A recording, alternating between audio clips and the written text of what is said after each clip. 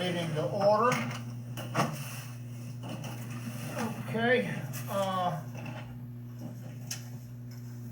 Stephanie, would you like to Well, we go want us over to, what we're gonna be covering? well, right now, we're covering the organization of the business, which is the recognition of our two new board members, which is Miss Erin McKenzie and Mr. John LaHood. And, if y'all wanted to introduce yourselves to everybody, or what y'all wanna do? Do you wanna introduce yourself? I'm Erin McKenzie. I was formerly Erin Williams, here at Clickman. I was born and raised here. I currently take care of my parents, who are in their, are 84, so I'm home with them a good bit of the time. And, this is my year I wanted to get involved. Okay, thank you. I'm John LaHood, lifelong resident of Brooks County, business owner here in Brooks County. Employ about 100 people here locally and about a little over 300 company-wide. And also elected as state representative who covers all of Brooks County in 2018.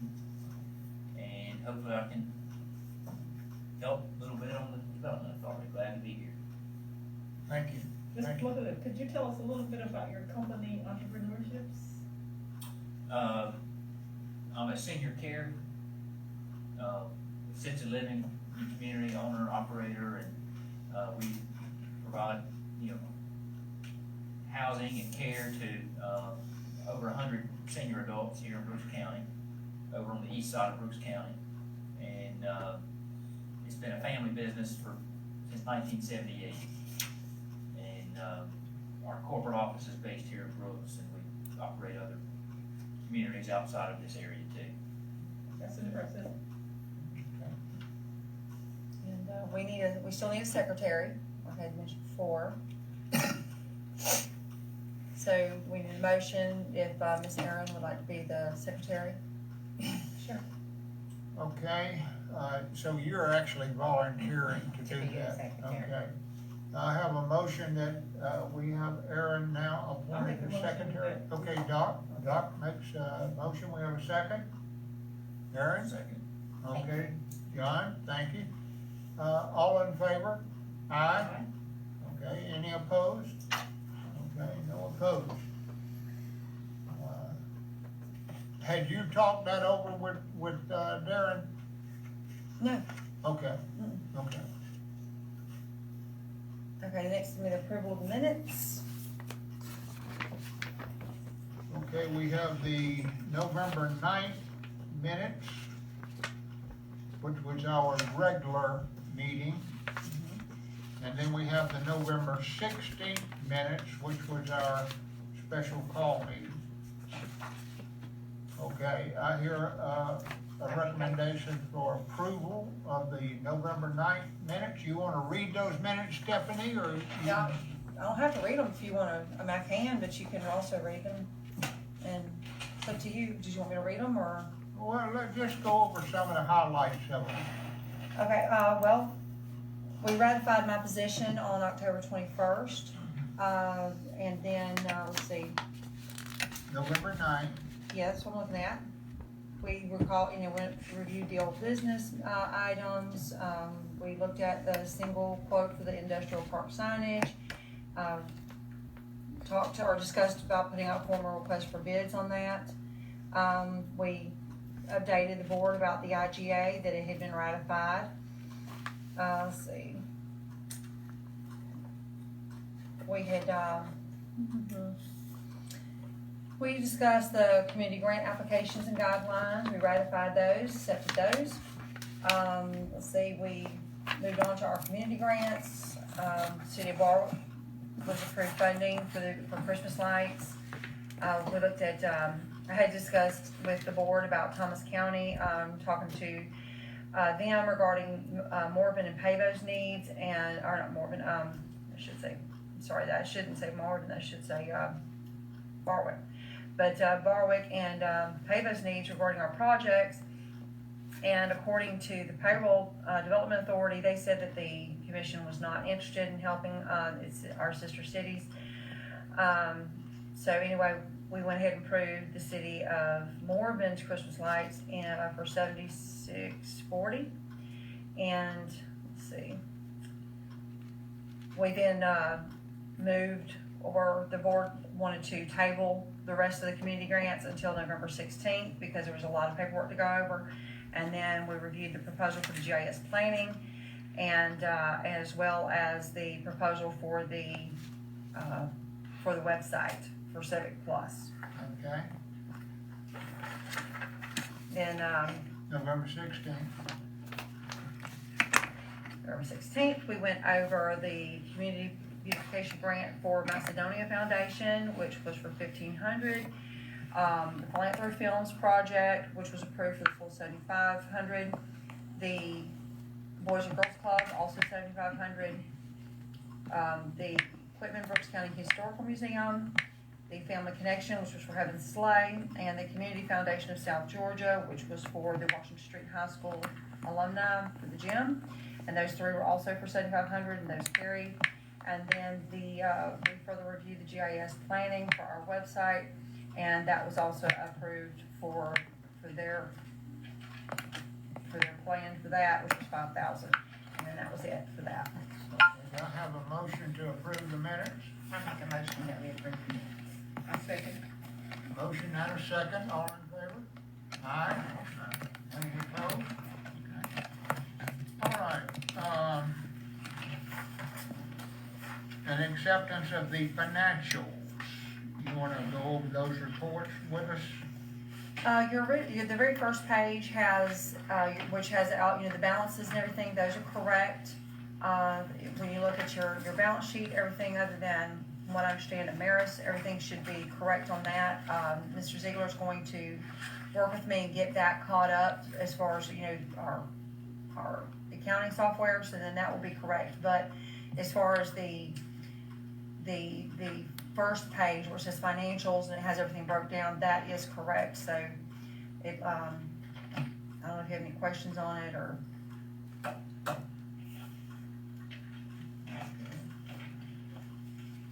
Now, you were telling me the other day that you were gonna move that money out of Ameris over to our operational I am, account. I'm Did moving you? that, You I'm haven't moving that done tomorrow. Okay, I have not you're done that gonna yet. do it tomorrow. I have that ready to go so that it's ready to be signed so that I can deposit that tomorrow. Okay, all right.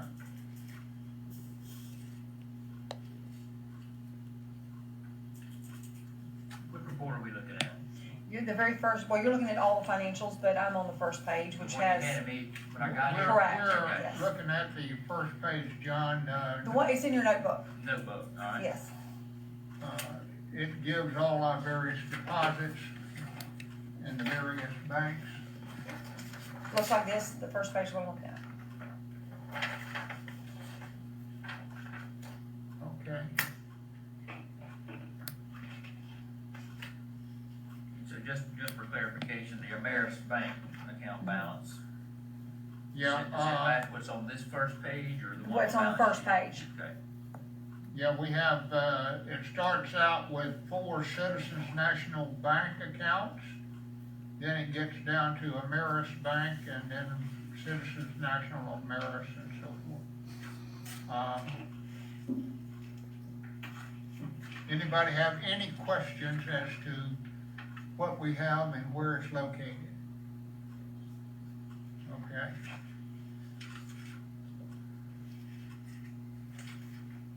Okay, assets and liabilities and capital. Everybody satisfied with that? Page 2.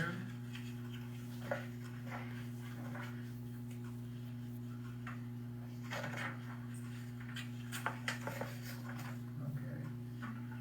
Everybody satisfied with the balance sheets then? Any questions? No questions. Okay. How about our income statement? Any questions concerning it?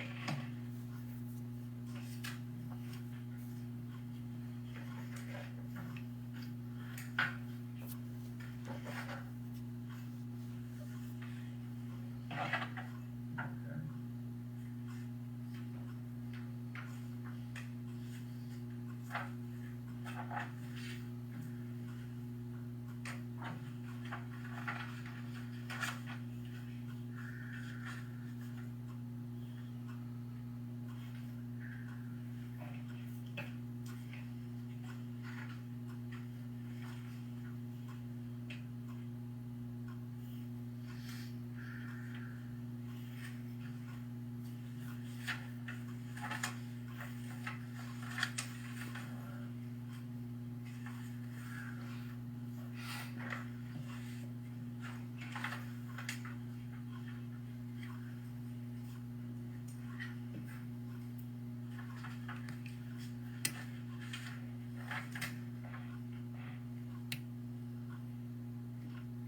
Okay, are there any questions on the income and cash flow statement? Everybody had a chance to look it over? Okay. Let's approve the financials then. Make a motion that we accept and approve the financials. Okay, we have a motion to approve the financials. I have a second.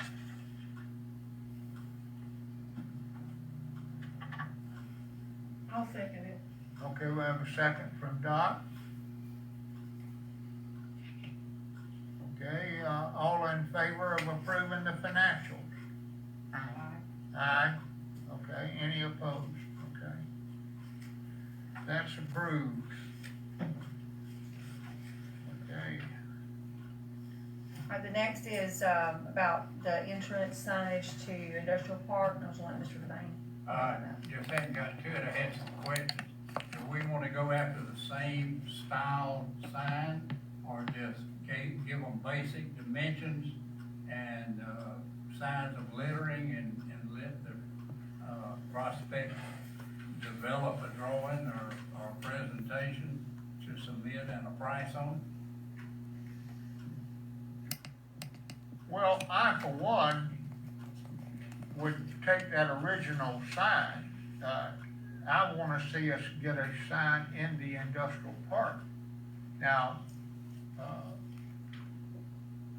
that original bid was for two signs, correct? That was 48,000 for, roughly 48,000 for Yeah, that was two signs. two signs with lettering on both sides. I do have one question as to,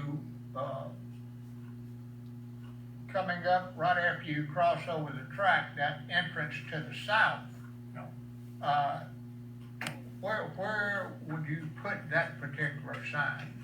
I had a plot laid out when we did the original industrial park. Uh-huh.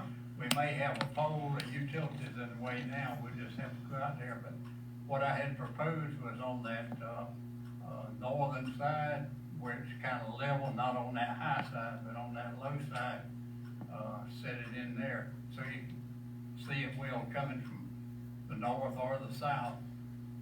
Well, I was particularly looking to see where a sign such as the design was, Yeah. would, be that visible on both sides. Now, down by the plant, further north there in that first entrance after you leave equipment, there's plenty of visibility. But I was having a hard time locating a place for that sign on the southern entrance. Well, we can look at it, there's a utility line been put in there since the plan of the original industrial park plan. Right. Colquitt EMC's come in there and established their territory with a pole line, so, and ran it all the way up to those, almost to the apartments up there to keep their territory. And, we can look at that, I mean, we can put it on that other side, it's a higher bank, and clean off the place, put it there.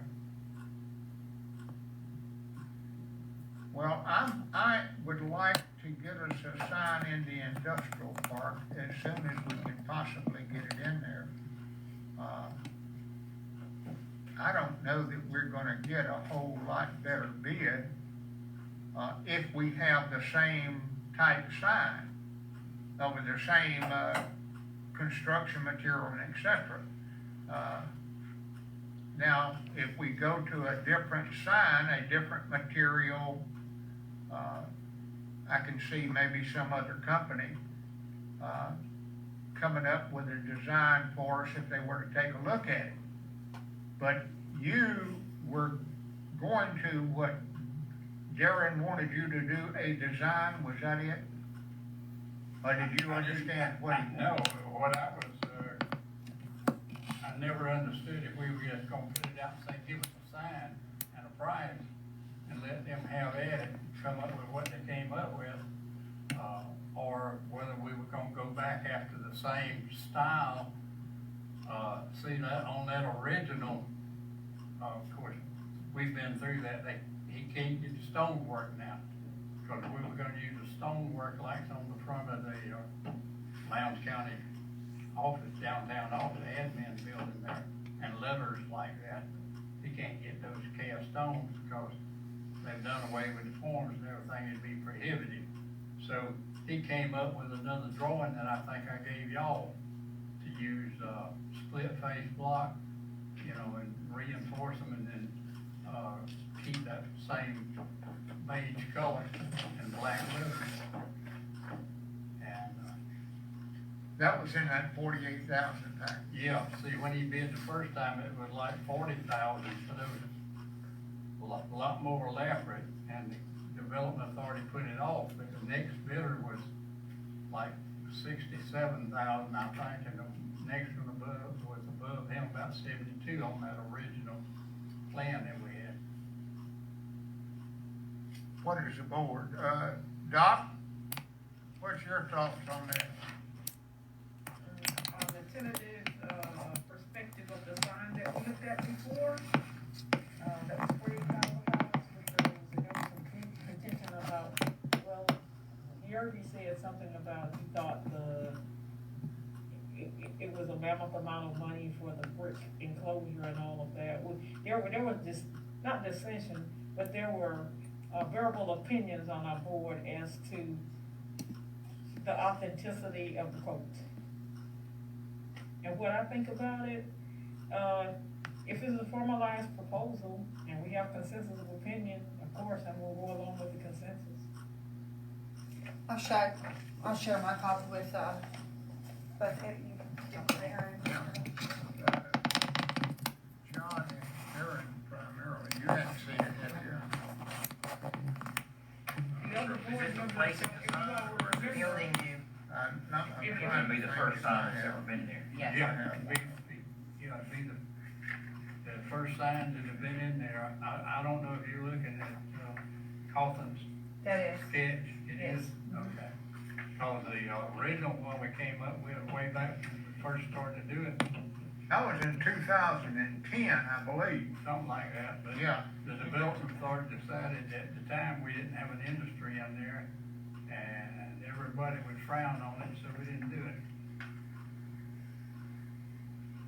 Of course, that would have been like no other sign in the territory, but too late now. yeah.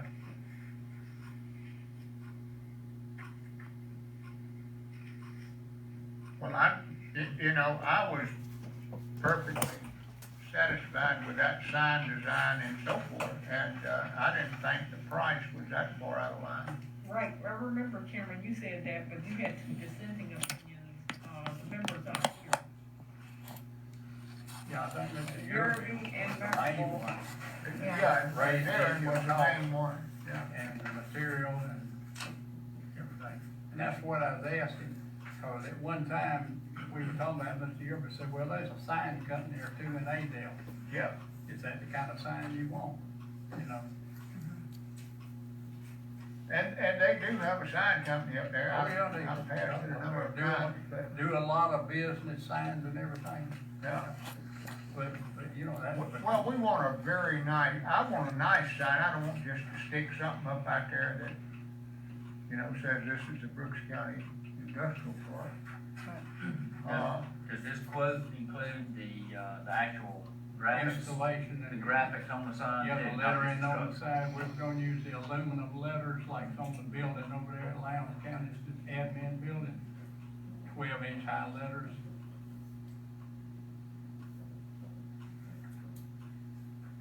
For a while, it was having trouble getting black in it, but I want the black to contrast with the background of the sign. So it's roughly 7 foot tall and 20 foot wide. Right. Yeah. And the proposal was that,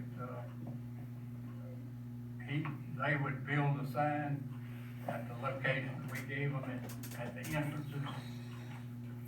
They would build a sign and we would, take care of the lighting, either have the city do it, or the county do it, or something, have floodlights on or something that we can come up with later.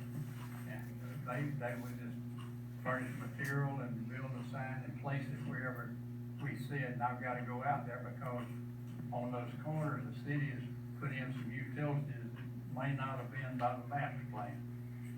So we have to work that out, but we still own the vacant lots where we put them, so if we want to, we can cut us out another sign track, just a few feet. Now, will the 2 signs flank one entrance, or are they in 2 No, different spots? we put one at each entrance, put letters on both sides. Yeah. So whichever way you're coming from, it's the same sign. Right. And line it. Yeah. So we'll be getting four sides. Yeah, you get 4 sides, two monuments, 2 structures. And this is with the split face rock, not the cast, because we couldn't get the Yeah, cast we anymore. can't get that anymore, it's gone. That seems in line with the prices I've seen in the past. Yeah, I don't see it being that, out of line. I would've, just as soon have gone with it a month ago. But I know. Yeah, I understand the process. Yeah, we're okay. But that's up to y'all, that's why I'm asking the question, because there was a lot of discussion last time. And we can get a sign, we can get a cheap sign, but, we were holding out for something that kind of set it off, because we got one nice industry and a very nice building in there. Yeah. I'm satisfied to go with what we just looked at, to go with that myself. It is a nice sign, a very nice sign, and, it will help to set off the park. Yeah, I'll need to go out there, if that's what you decide on, and look at what utilities are in, and look at it and stake it off, and I'll get with you, or let everybody look at it before we give him the order to put it there. Okay. John Do I have a motion, from any of the members to I think John. go with this sign? I've got one more question. Okay. Is there a time frame specified for Kaufman Construction to complete the project? In other words, That I'd have to ask. He didn't give us a time frame. Well, we've been holding him off for 2 years and, everything, but what he told me, we didn't get any specific days, but he said, it would probably be after the first of the year, and that's been 2 months ago. So they got, in other words, I think they've got about 60 to 90 days lead time before they could get to it, because it's not a major project for them now. Well, would it Side be, project. It's a worrisome to them. Right.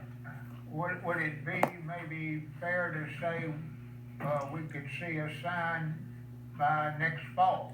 Oh, yeah.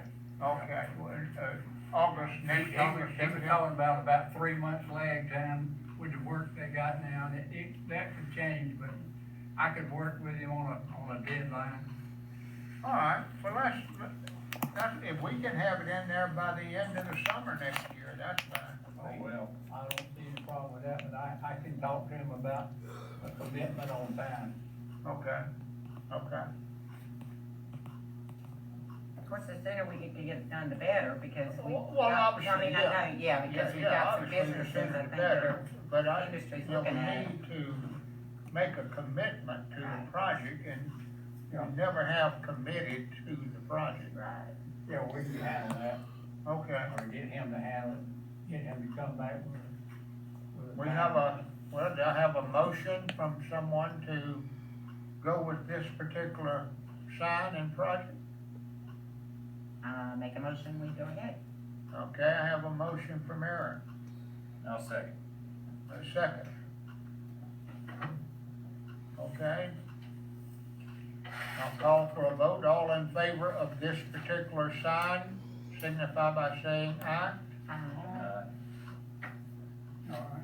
Doc, what you doing? I said aye. Oh, I didn't hear you, sorry. Okay. Okay, I'll talk to them tomorrow. Then the motion carries. Let's go with this sign. I believe it'll be a quality sign, and it will, certainly, we got our park looking nice. I don't know if any of y'all have been out there recently, but, it's been cleaned up and mowed, and it really looks pretty good. Okay? Next is our website update. I just wanted to let you know, as it was approved, last month for the website, I have had my preliminary discussion with, Civic Plus, who will be designing our website, and, so my first deadline that I have for them, or they've given for me, to start getting some things together for them is the beginning of January, so, it'll, as long as we stay within those the deadlines that they've kind of set forth, we should have the new website up and running by May, because there's so many different processes you have to go through. We have like 4 teams that are involved of people that will get this website up and running, and it's gonna be fantastic. It will be nothing like the county or the city of Brooks has ever seen, and it certainly will surpass anything for our sister cities or counties. So it's going to be beautiful. Okay. And then next is going to be financial audit. Okay, new business. Mr. Ziegler.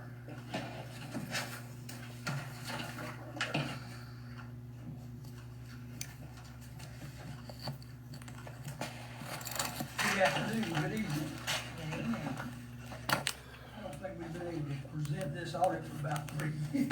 All the much stuff that's been going on. I didn't think we were gonna ever get to do it this year. But it did get done, and it has already been submitted to the Department of Audit, by the way. This is your annual audit of your financial statements for 2019. And I guess everybody has them. Oh, yeah. Okay, all right, there's an index on page 1 that shows you what the content is, and I'm not gonna go over that, but you can read that.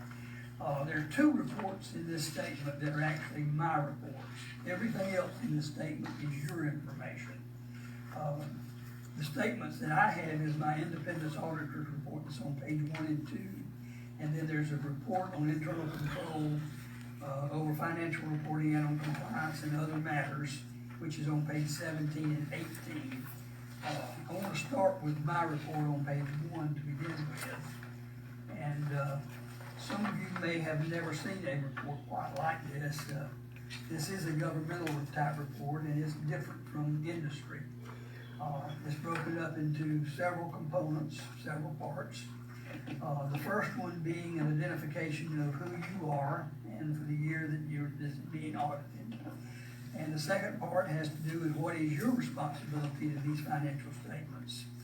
And it says that you are responsible for the preparation and fair presentation of the financial statements in accordance with accounting principles generally accepted in the United States of America. And that includes the design, implementation, and maintenance of internal control relevant to the preparation and fair presentation of the financial statements so that they're free from any material misstatements, whether that be due to fraud or otherwise.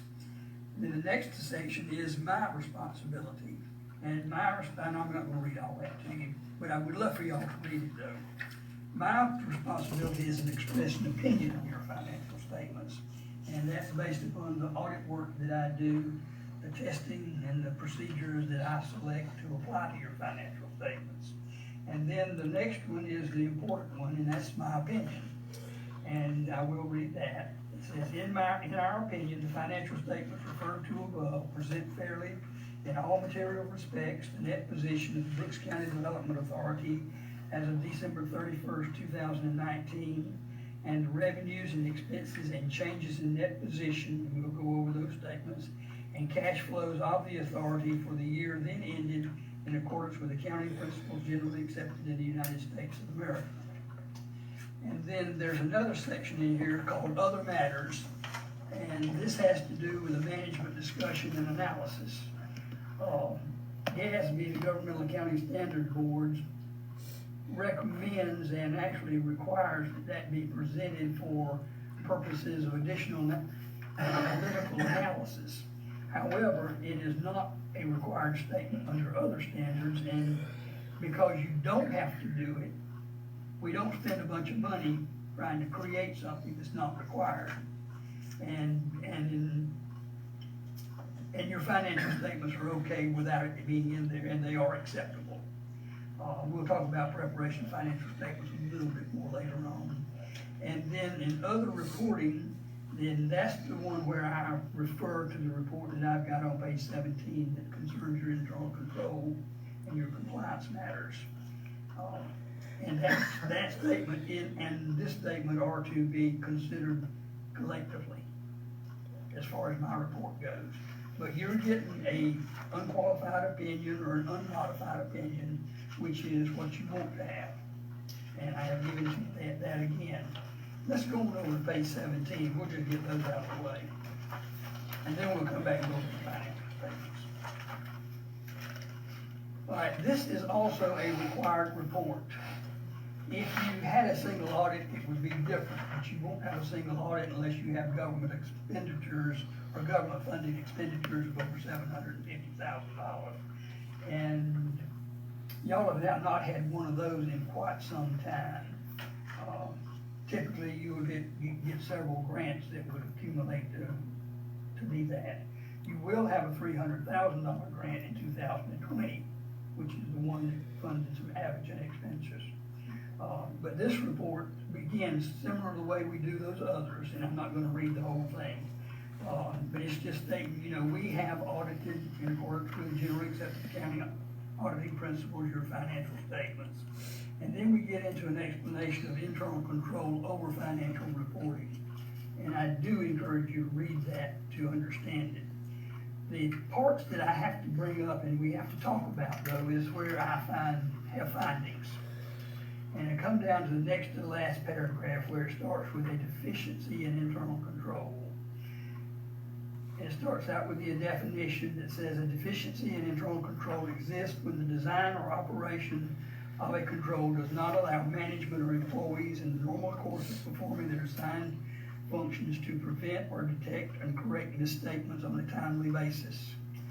Then it goes on to what is a material weakness, and that is a deficiency in internal control or a combination of deficiencies such that there is a reasonable possibility that a material misstatement may occur and not be found and corrected.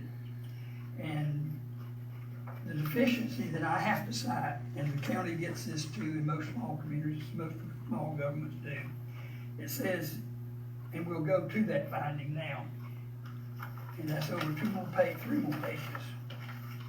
On page 20, the 2019-001 is the absence of an optimum level of appropriate segregation of duties. And let me say this, segregation of duties would be where we had different people, multiple people, doing billing, collecting, making deposits, doing the bookkeeping, doing bank reconciliations. Anytime one person does all that, you've got a weakness. And it also says accounts payable, check processing, bookkeeping, reconciling bank accounts, and the preparation of financial statements, where you have a few people, or in this case, one person doing all that, then I'm required to caution you that you have that weakness. And we'll talk about what you do about it too. And what I've said basically gets down to about the middle of the page where the response is. And this response I have written for y'all, this is the same response we've used in previous reports. And it states, the board of directors recognize this weakness in internal control and realize that financial statement errors and fraud could occur and not be detected or not to be timely corrected. The board has determined that the size of the organization and available financial resources do not justify hiring additional personnel solely for the purpose of mitigating this condition. Typically, in most organizations, you need 5 to 7 people to mitigate this, to eliminate it. And, the cost is just prohibitive for y'all. All right, and the financial statements are presented, reviewed, and approved at each monthly meeting of the board. Schedules of receipts and disbursements are also reviewed and approved at each meeting of the board. The authority's annual budget is incorporated into the accounting system and is a part of the monthly financial statements. And that the board also believes that the active involvement of the chairman, secretary, and treasurer minimize the opportunity for fraud. And I will tell you, the Department of Audits is accepting that explanation year in and year out. Okay, when we come down to the next one, let's go back 3 pages.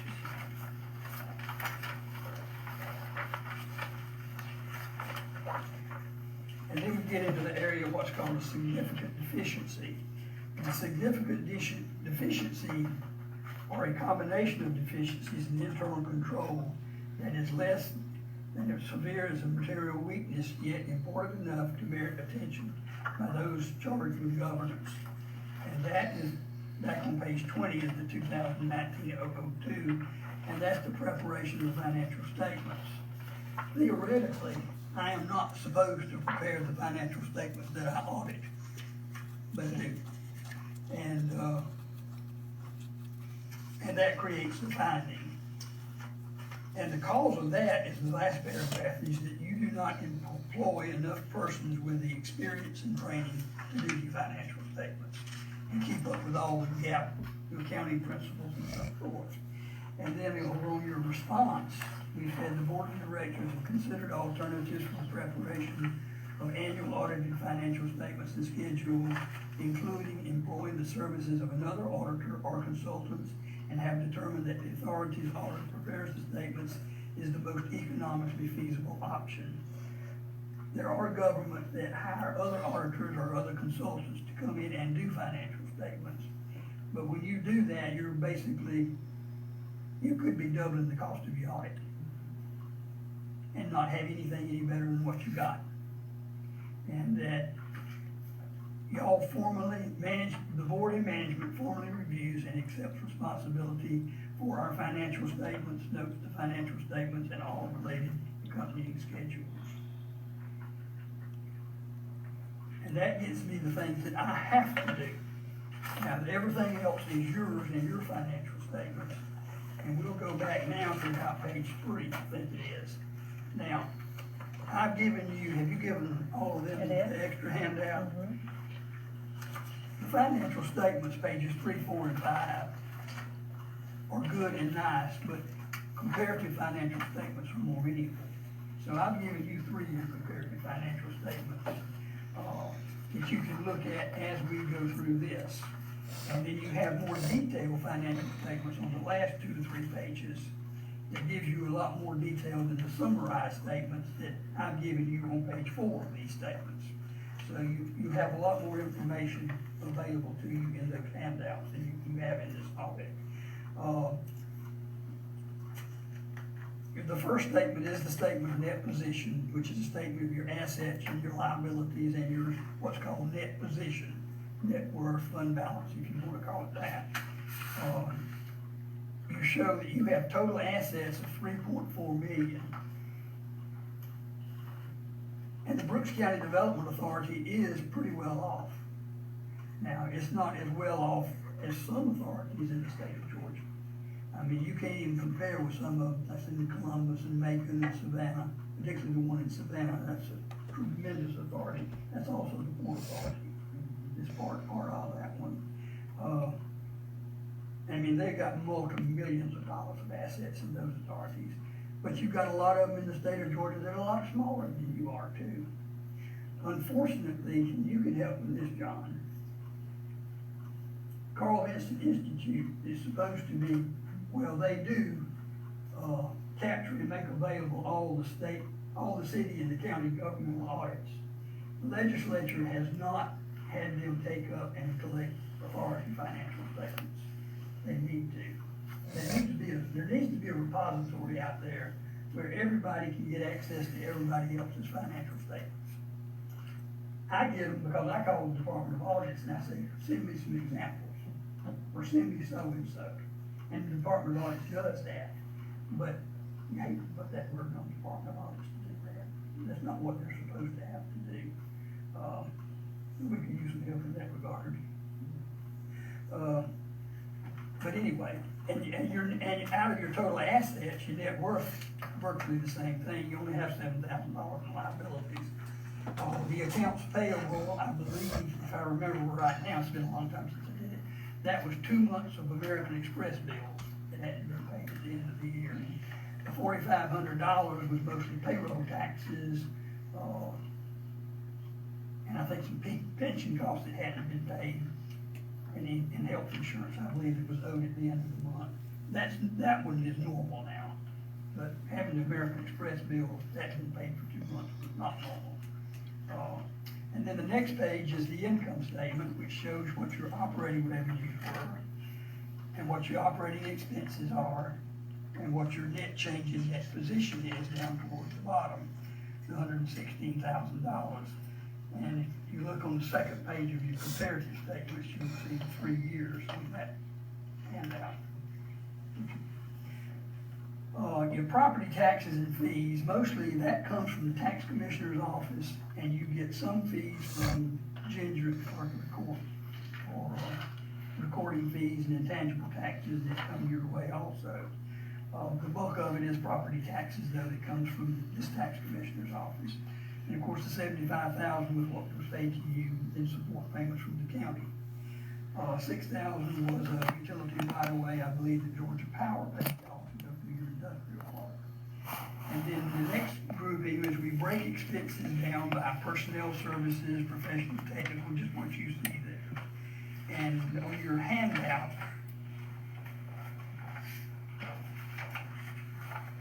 about page 4 over, I believe, you'll begin to see that there's more, or 3 pages over, I guess. Well, 4 over is where your expenditures start. And I try to break those expenses down between administrative expenses and then economic development expenses. And one of the reasons I try to break those down is that everybody always wants to look and see how much are you spending in administrative expenses versus what are you doing to accomplish your objectives. So this gives you a little bit more breakdown and helps you understand that. And your economic development expenses were down in 19. Not as much was done as had been done previously. But most other expenses, salary and wages went up quite a bit last year in 2019. And that was because of bonuses that got paid out for that year. Other than that, most everything else is relatively close to the same. And if you have any questions about any of these numbers, we can open the books up and show you where those numbers come from. They're all in your books. The next page, page 5, in the report, is probably one of the most meaningful statements, I think, in all the statements. This is a cash flow statement. This is basically money in and money spent. It shows you where it came in and how you spent, how you incurred expenses. And like I say, it is cash basis. And of course, it shows that your cash and cash equivalents increased to $121,000 during the year, up from $864,000 to $966,000. And then the bottom part of that is just a reconciliation of the operating income to net cash provided in operations. And net cash provided in operations is that group of accounts up at the top of the statement.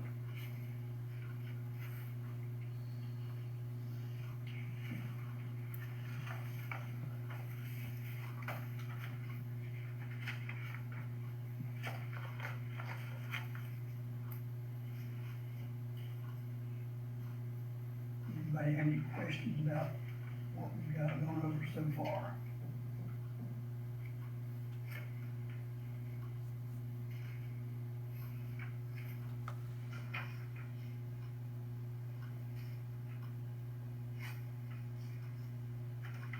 If they had the statements, and they had the opportunity to go over them or look at them. That, Mr. Northern just got his, and Doc Horn just got theirs just a while ago.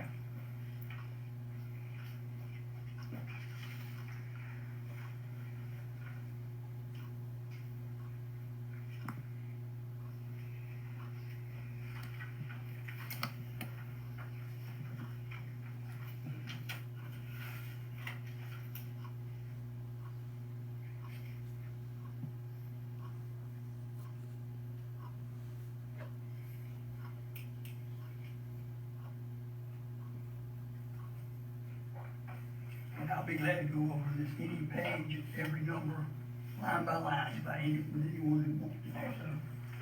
I'm just mistaken. Who just wanted it, wait, if y'all had a chance to go over that, they just told me, you just received it, go through the email. Yeah, but I mean, Ready to go ahead to the next?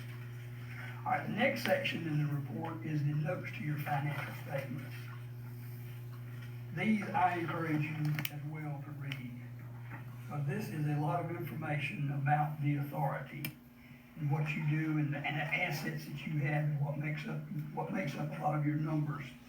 And the first part is about your creation, how you were created, and what you're and the scope of your responsibilities. You are a limited purpose, special purpose form of government. You are a unit of the state of Georgia as a governmental unit. You're a governmental unit, but basically is equivalent to the county and the city. The one big difference between you and them is that you can't levy taxes, but they can. Otherwise, you're basically the same. But at the same token, you're also interdependent and interrelated. And in fact, if the pronouncements and so forth, the official pronouncement that says that you are related are down at the bottom of that page, and it's really the last four of those 6 bullets. And because the county appoints you, they control you. They can control you, depending on the level of authority they want to exercise. In fact, if we say they could impose their will on you if they want to. They can do it by appointing or removing you or so forth.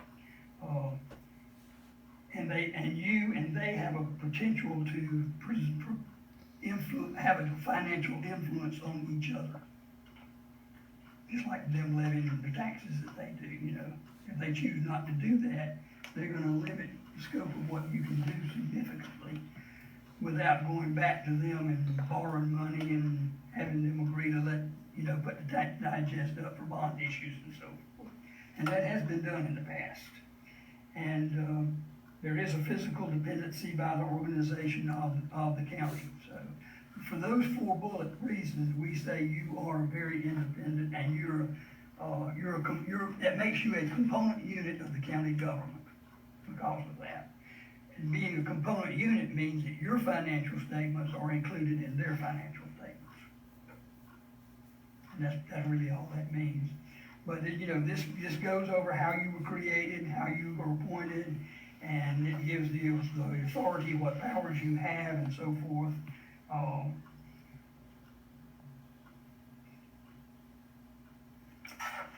In fact, some of this is actually summarized out of the legislation that created you. Did you Well, hear that we can't- created legislation for them? And I have that at the office, honey. Okay. We can't be dissolved except by the General Assembly, though. I would think that's correct, yeah. And your powers cannot be reduced or expanded except by the General Assembly as well. Exactly. Yes. Yeah. And I don't know that I've ever seen where once an authority got created, it got changed. Yeah. If they have, do you know? I've never heard of one. I'm not either. No. And Henry Reeves is the one that helped get you created.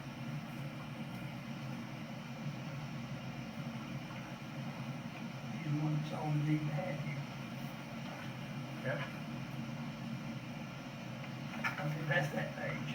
All right, then the next page starts, and we're talking about accounting policies and procedures. And a lot of this is just, you need to read this for information because it gives you the types of contracts that you can get into and how they would be accounted for in your financial statements if you had them. Some of these you have had, some of you will have in the future, I hope. I mean, if y'all do what you want to do, you're gonna have these agreements and contracts.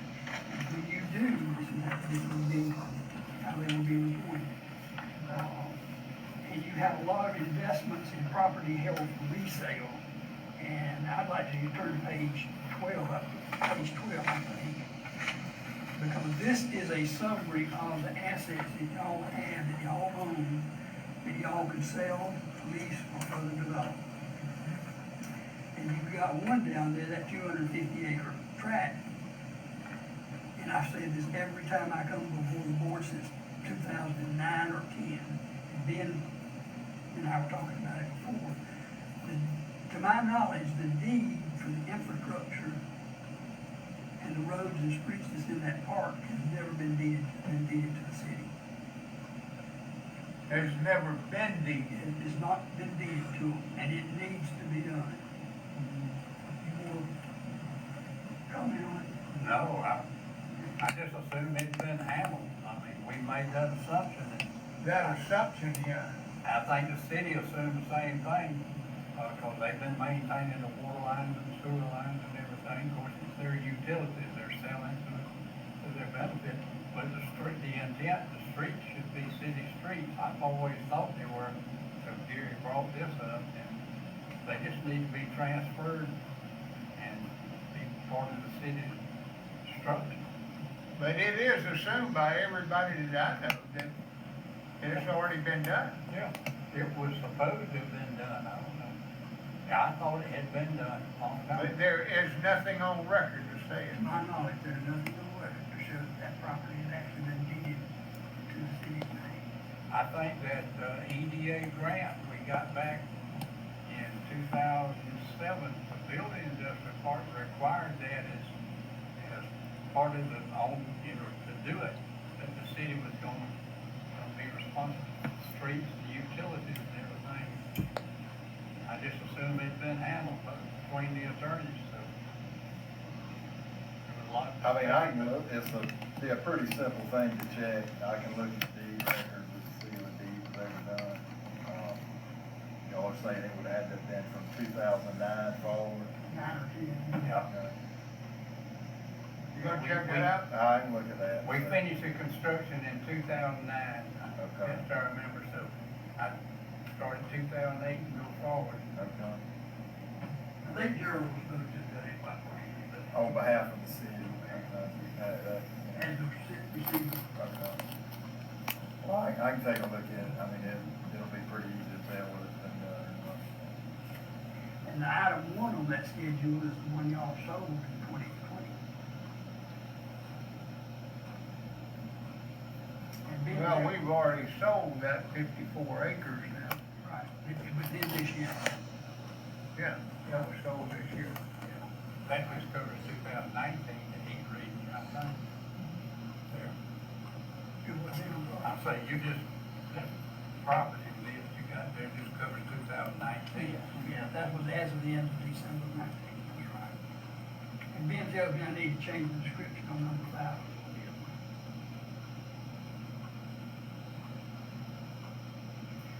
Oh, and I'll tell you that, the number of that $3,200,000 is to go to the city. When the construction of that park was being done, Ben and I kept up with Ben's records. Ben did the work and I kept up with the numbers on the cost. And this was the cost of the infrastructure portion of it, which means out of the 250 acres, you've got basically a $1.6 million basis in the 250 acres. Once the 3.2 goes to the city.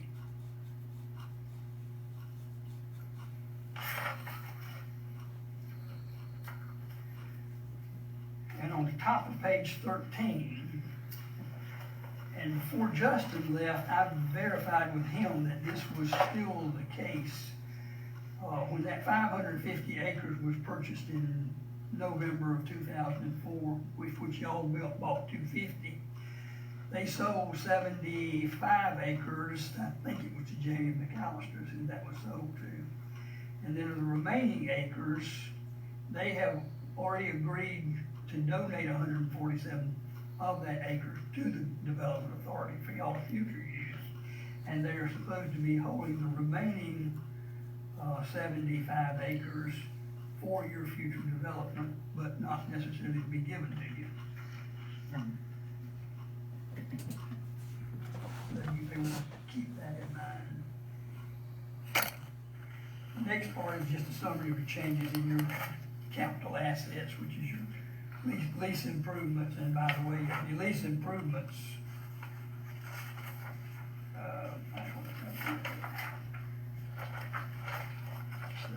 I think I skipped over stuff now. You've got about $11,000 of lease improvements that's gonna have to be written off this year. That was the improvements that y'all had made over there at the old city hall. When they evicted you, you still had like $11,000 undepreciated basis in those assets. I think I need to go back. I went forward before I needed to. All right, I was on page 8, page 9, page 10. Okay, on page 9, there's an explanation in here of what conduit debt is. And conduit debt is debt that's really unique to development authorities. And also on page 16, there's some additional explanation about conduit debt. And what basically, Luke, you help me with it so I get it wrong now.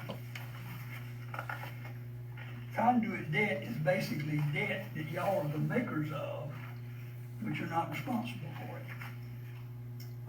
The lender or the bondholder or the mortgage holder or the bank that makes loans can only look to the assets of the project for which there is conduit debt. And no other assets of the authority can be seized by the debtor if there's a default on that debt. Is that basically? Well, so I guess you'd be talking about like the solar thing out here, right? Yeah, so the authority owns the property and they do this lease buyback structure. And basically what it amounts to is it just money on paper changing hands.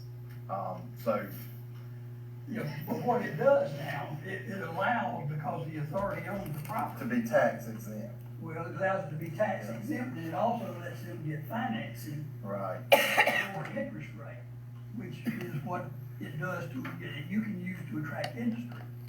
Because if you're the maker of the note, the bank can make a loan at a lower interest rate. Sometimes it's half as much as what the market rate is. And that's the reason you want to go out there and attract them to industry here, because you can offer them a better deal than they can get if they go to buy themselves somewhere else.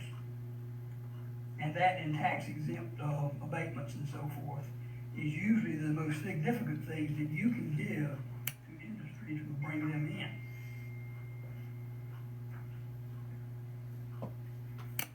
But anyway, on page 9 is an explanation of what constitutes conduit debt. And it's what I tried to say in simple terms, but that's what it is.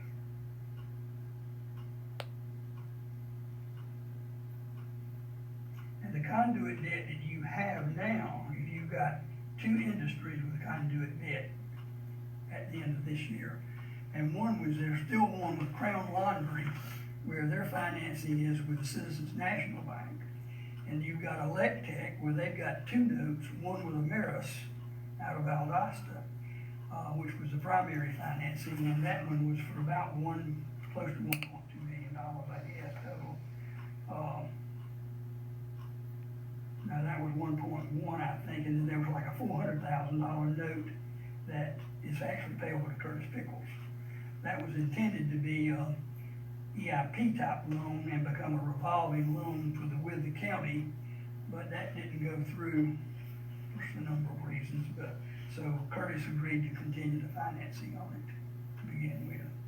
And then, the Crown loan was originally $1 million, and it's down to like $570,000. The Electech was a total of $1.5 million to begin with, and it's down to just under $1.2 million. So Gary, I had it confused. You're not talking about the bond situation. on Yeah, the they have solar. bonds on that. Right, you're talking about these other scenarios where we still own the property, and the benefit to the bank is the interest is tax-free to them. That's why they can offer a lower rate. Okay, yeah. I think the Ameris loan was, instead of being like 5 or 6, they did 3, Right. something like that. That's where the development agreements come in, you know, everybody has to sign off on it and everything. Okay, and then on page 11 is some more explanation about your cash accounts and how they're collateralized or insured by the FDIC. And your cash does include the money that Brooks County has been holding in that Ameris account for property taxes that they have been holding since your original development agreement that started in 2004, I believe, and ended in 2014. And then starting in 2015, because there had not been a renewal of an intergovernmental agreement, the county started holding the money and just doling it out to you like maybe once or twice a year. They'd give you some of it. Have you gotten the money yet? They have given you, they've given Yes. you the 800 something thousand, was it? 700 and something. Alright, and then Stephanie got her first check from the tax commissioner this month also. Yes, got that today. 745,269. Okay, well, it was like $625,000 at the end of December. But I've always accounted for that money on your books. It was levied in the name of the Development Authority. The taxpayers were billed in the name of the Development Authority, and the taxpayers paid their taxes thinking their money was going to the Development Authority. So I always accounted for it on your books, even though the county held the money. But I've disclosed what it was and what was going on every year. So I'm glad to see that's ended now. I didn't think it should have ever been done in the first place. Right. Shouldn't have. They didn't ask me whether they should do it or not, they just asked me how to account for it. Which we did, and we treated it as a fiduciary fund on the books of the county, so it showed that it was not the county's money also. Then the next, okay, we go on to page 12, page 13, there's not much there on that one. The county did have a retirement fund, and of course that one's gone now that Tiffany is gone, but that was a simple, simple IRA account. And the county, the authority contributed like $1,800 to it for her. She put the rest of the money in. And I'm pretty sure that account's been closed now, and she rolled it over to somewhere else. I hope she did. Do you know if that's happened yet or not? I think it has. And a little bit of discussion about the intergovernmental agreement. On property tax abatement, this is on page 15, note number 13. We're required to disclose the effect on you for property taxes that have abatements, where taxes are reduced and you don't get your taxes. There's a lot of money in Brooks County that is abated or will be abated, particularly with the solar energy projects coming on, and also with Abington too. Most of those are current, not at 19. There was a little bit in 19 because there was some personal property had been constructed at that time. But your abatement for you for those three, well, for between Crown is none anymore because that one's expired. Electech was only $70. Rayonier was like $500 and something. The Abington was like $300 and something. But now they didn't get up and going until 20 though, really. And then the solar was none, and Ag Pro had one out there, and your abatement on them was like $79.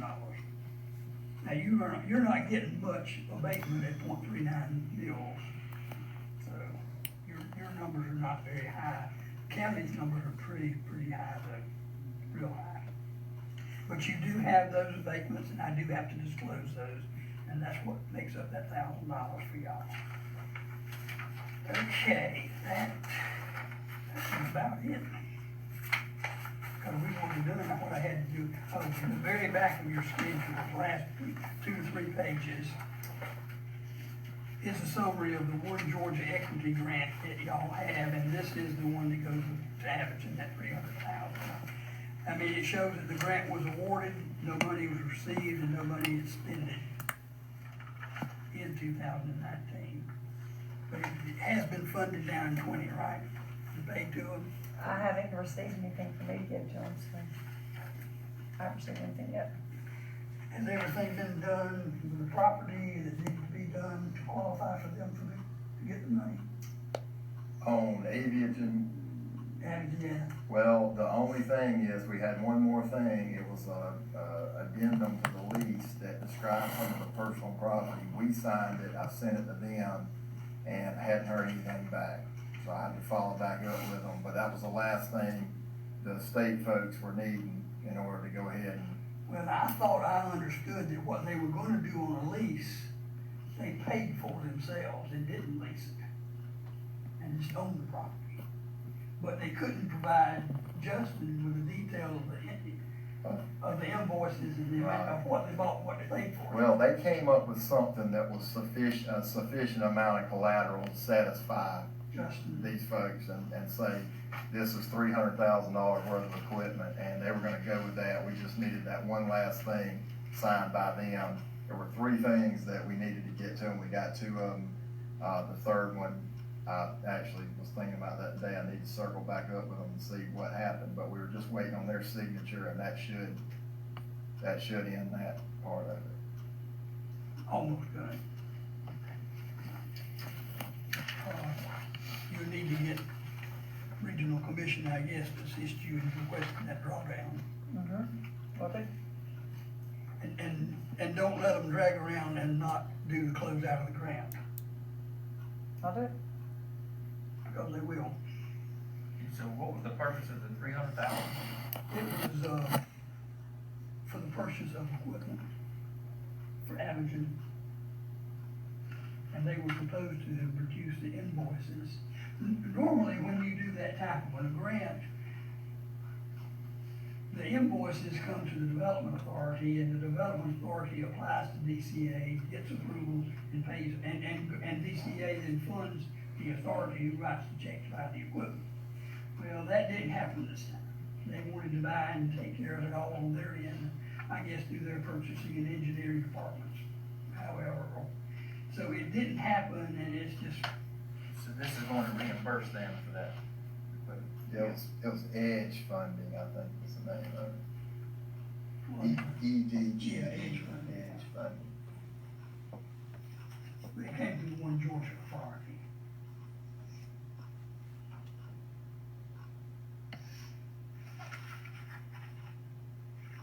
That's my presentation. I have a question. How many years have you been the accountant? You know, I probably remember that this afternoon. You're telling your age, huh? Well, no, not exactly that, I think the Development Authority audit, and I've been doing the county since '92, I think it is. Okay. But I haven't done the Development Authority all that length of time. We found out about the authority, and the authority began to realize that they were a unit of government, and the state law required that they have an audit. And that's how I got started, and I think that was maybe in the early 2000s. So you're when able, we actually started doing audits. there's a part of your responsibility to accomplish, like if we want the financial, footprint for certain things that were done, you're able to go back in our records and trace the monetary aspects of that, right? Everything that the authority might have related to. Yeah, well, what I actually did, I sat down with Mr. Long, who had been the attorney for the Development Authority, and he remembered everything. He knew what they had, he knew where it came from, and he could remember if there was any monetary considerations. So did you take advantage of that and actually document that from his recollections? Yeah, Very good. that's how I started. Okay, I have an official request. I'd like for you, to, research, the financial footprint for the infrastructure that's on parcel 9001B. I'm telling you all the reason why. Any future development that the authority, has is contingent on that epicenter and the usage of it and connecting the industrial, the factory, the Agent factory. Now, Mr. Devane can be very helpful probably with that because he probably was involved in some of the implementation of the infrastructure. But I would like to know for future reference, because from what I can understand, even the, future development is contingent on, that piece of property sitting there and the infrastructure on there. And then two, I think the authority board should know all of the aspects surrounding the financial footprint of putting that infrastructure on that parcel. I think where you need to go is to the tax assessor's office and you look at their property records. That won't help, that won't give you the financial footprint for the amount, monetary expenditures that relate to the infrastructure. It won't give you any of that. It just tells you what the property locations are, but your expert for determining is sitting right there. It tells you how that those sewer lines and all of that impact on that piece of property and everything else in that area. Well, I don't think I'm gonna have anything on that. You're not gonna have any of the financial data. Yeah, I don't know, the only parts that I know of is on page 12 here. Okay, Is on page 12. And I don't know that parcel number, so I don't know if that's one of the okay, items. Mr. Devane, illuminate that situation. I'm not sure on what, you talking about the utilities that go through the piece the county just bought? No, Okay. the utilities that go through for the Brook Forest and Spring Creek that are contingent on the easement that's on parcel 9001B. And that structure that was put in there around 2007 and 2008, it ought to be a financial footprint as to what the amount of money, what was put in there, and who paid for that, and who authorized that, and all of that. And if that piece of parcel of land is going to be used for future development, it sure has to be clarified, especially since it was unauthorized. So do you know the, intricacies of, financial intricacies of that process? No, I don't. I know the city ran the, water and sewer and gas in that, what was set aside as a street and utility easement, down to those apartments. I don't know what to call And it. that community block grant, where does that money originate from? From Department of Community Affairs, you get a grant for a project like streets or drainage or utilities, like we did out at Purdue Heights. Mm-hmm. And is that implemented through our authority or through the city or the county or? Usually the city or the county. The city or the county? I Okay. think we could do it, but, usually it's through the city or the county, depending on where the. The reason I ask that is when you look at the, city notes during that interim of time, it alludes to the authority board having their hands in the process. Could be. It's been a long time, but Where is that property she's talking about? down Washington Street by where the Washington Street School was, Uh-huh. down there, that blank piece of property the county just bought. There's Okay, now, utilities running through the back of it, going over to the Brook Forest Department down on Madison Road. Right, for brevity, the sake of brevity, I can elucidate it for you. If you remove all of the infrastructure on 9001B, then the residents that are in Brook Forest, that are in Spring Creek, and indirectly, he probably will bear that out, it would even stop operations at Aperton. It's the epicenter for so much of the sewage, water, utilities in that whole area. That's why I'm saying it should be a very good financial blueprint for that whole process occurring. But you're saying that you technically couldn't find that, couldn't ascertain that. I don't recall anything related to that in either the Development Authority or the county. So when, in the city notes, when you see that, certain people on the authority board were authorizing things in conjunction with the city and all, is that just an unusual process that happened during that time, but that's not really the regular order of things? Well, no, it could be the order of things. I mean, they can do things together jointly and have done so over the years. Okay, you answered my question.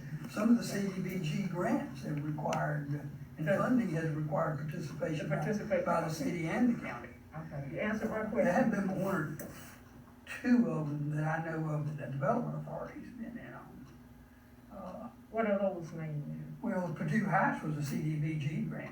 I remember that one. That's been actually one of the more recent ones, I guess it was completed. It's been longer than you think. It's Back been in a while, In the but- eighties or early nineties. Yeah, they hadn't had a CDBG in a long time.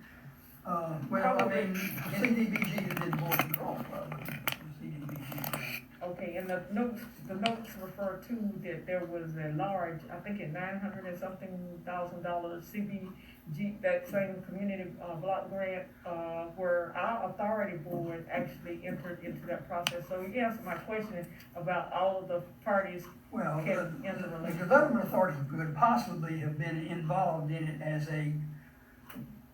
as a pass-through for a grant. But the property you're describing is in the city limits of Quitman, which means it was probably their grant that was done. Was a city grant. It was a city grant, not a county grant. And even though the authority board might have had their hands in it, it was more or less, within the, It was under the authorization of the city. It would be a city grant, yeah. Thank you for that comment. Thank you. Thank you very much. What we normally do now is we have y'all accept the audit. Yes, we got to accept the audit. Okay. Do I hear a motion to accept the audit as given? A motion? I make a motion. You I make a second. motion? Second? I second. Okay, Doc seconds, all in favor? Aye? Alright. Okay. Thank you again very much. But you need to read this, all of us would need to read it, it's got a lot of information in there. Okay, Lanther Films update, I was just going to know they were back in town and they have either, I believe, I'll find out tomorrow whether or not they are closing or if they just made the offer and they're in the process of closing on the old Swanee Swiftview building. So I know that agreement has come to a head, and so I know that they're gonna be moving forward with that development. So, great news there. That's it on that one. Project M is a project for an industry that had approached us a little over a month ago, and they were back in town Friday. It would be a significant investment in Brooks County. Some permanent jobs. It's a very, very good project, very good possibility for us. And so they're just letting you know that as that continues and progresses, then I'm allowed to divulge more, then I will. But at this point, that's really all I can say. Other than it's just, it's really significant and very, very promising. They're excited to be there in Brooks County. Can you give us an indication of how many jobs really? Estimated between 15 and 20 jobs after construction. So during construction, it would be significantly more, obviously, for about 18 months, and then after that, it would be 15 to 20 jobs. That's it on that. And then, we go down to our community grants. For Barwick, they're getting their list together. They have already started getting me a preliminary list, and once I have that for 2021, I'll give that to you in January. It's just, some things like they are looking at improving their green spaces, adding things like park benches and grills, things like this in their green spaces, as well as signage for City Hall, and just projects like that. So as I get that, then I'll be able to pass that along to you. Then in Pavo, we had done it through a remote vote. Their Christmas lights said that that would allow them to go ahead and get their lights in, which are up and they're beautiful. That was for $15,898. That was, voted and approved between, it was unanimously actually through November 18th and 19th, and we need to ratify that. But I will say too that, Chief Burgess has said he's been stopped even in traffic, just people flagging him down saying, you know, this is their hometown, and they said they can't remember it being so beautiful for the holidays. They're just thrilled that the Development Authority has done this for them, and they're very excited. So they're working on some other projects for us, which we'll go over in a moment. So I need that ratified. We need a motion to ratify that. I make the motion, we ratify. I second. Motion and second that we ratify these grants. All in favor, signify by saying aye. Okay. The next, is the signage in and out of Pavo. As you see, there's two, well, going back, it was supposedly by the board about a year, well, I was told about 2 years ago, and I was also confirmed that by our previous director, Tiffany Holmes, had said that that had been approved. But for whatever reason, it just kind of drug on over the last couple of years. So, now that I guess they realized that we were serious about doing something with their signage. They've already got that in, and I cannot find in the minutes where that had been approved, so we kind of have to go through that process again of you approving it. But the first estimate that you have, which